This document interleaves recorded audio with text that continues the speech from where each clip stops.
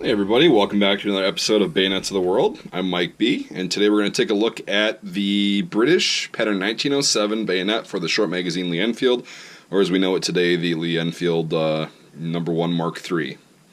So this thing came out in 1907, and it was kind of a updated version of an earlier model, couple models of bayonets that they were trying to experiment with and figure out what worked for like the Lee Metford and all those other rifles. And this ended up becoming the standard British bayonet through the First World War, even on to the beginning of World War II. They were still issuing these to people that had SMLE rifles. And I don't know as far as the service length beyond that, but it's a pretty long-serving bayonet. So we'll take it out of the scabbard really quick. Scabbard's just got the metal top with the frog hook and the metal cap. And this one's a little bit loose, they're old, and then the middle is leather. Pretty sure these were just natural leather and they kind of got darker, so they weren't painted anything as far as I know. And we'll take this out, kind of set that down right there, and yeah, you'll notice that the blade is in the white. That's correct for this style of bayonet. And this one I kind of scraped all the patina off, and yeah, I know it's ruining the collector value, but I kind of just wanted an example for myself to have, so I probably won't be selling this anyways, and I just wanted one that looked not shiny, but not in the condition it was in. I think it was active rust. It had been stored rather poorly. Got this at a live auction about 7-8 years ago, and I think I paid $40 for it, so I was pretty happy with that. So anyways, we'll get to the handle itself. It's got the standard button push release right there that removes this from the lug beneath the nose cap of the SMLE, which is a reason the nose cap exists, and it looks like the bayonet lug sticks out farther than the muzzle is because it does. It was just the way it was designed.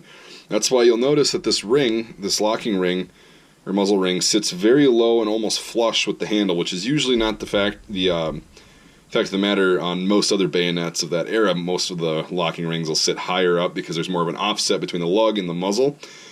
But since the lug was below the muzzle and it wasn't the muzzle itself, that's why this is so low. So that's a quick way to tell if this is a 1907 bayonet versus others. There are others that sit pretty low like this, but for the most part, that's what it's going to be.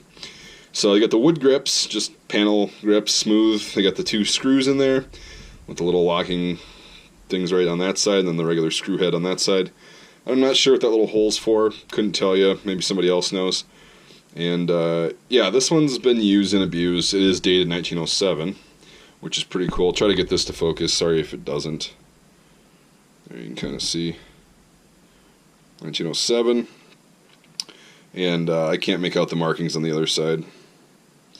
They've been pretty well used.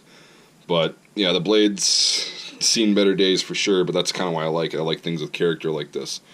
So yeah, the blade itself, we'll go ahead and measure this really quick.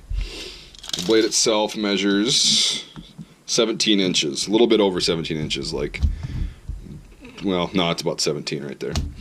So I got it up flush with the tip, and it's exactly 17 inches. That's pretty cool.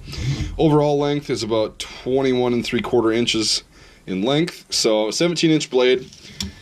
It's pretty standard and common for bayonets of that era, the First World War and prior to that. So it's a long blade, and it gives the SMLE, which is a very short rifle comparatively speaking to like the Gewehr 98 or the 1886-93 Lebel.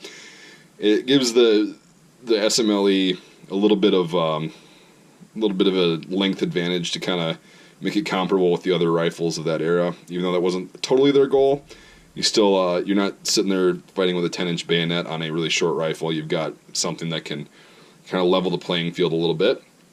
So yeah, the fullers are pretty deep on these. I don't know how well that actually works, but yeah, this is the blade is pretty thin itself too. Like, it's a thin, like, height-wise and thickness. The top is thick, and then below the fuller it gets rather thin, if you can see that.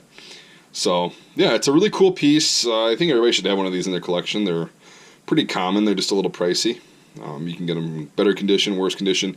Usually these are going to be between $100 and $200 depending on manufacturer marks, condition, etc., etc. A ton of factors. It's old, so people are going to look for that kind of stuff. Anyways, it's not a beginner's collector's bayonet for sure, but if you're experienced and kind of have some skin in the game as far as bayonet collecting, you can totally get one of these. They're readily available on eBay and other sites. So Yeah. All right. Well, we'll kind of wrap up the video. If you like this and you're new to the channel, if you could give this a thumbs up and then subscribe to my channel, that would be really appreciated. And if you consider supporting me on Patreon, the link to that is in the description. For $1 a month, I get to hunt around and find cool stuff like this and make videos on it. And sometimes we field test this stuff too, so other people don't really do that, and we do. So if not, that's totally fine. I just appreciate you watching. And for all my viewers that have already seen this stuff and have watched my videos past and present, you guys rock. You're awesome. Thanks so much for watching. And to everyone that's watching this, we will see you next time. Thanks.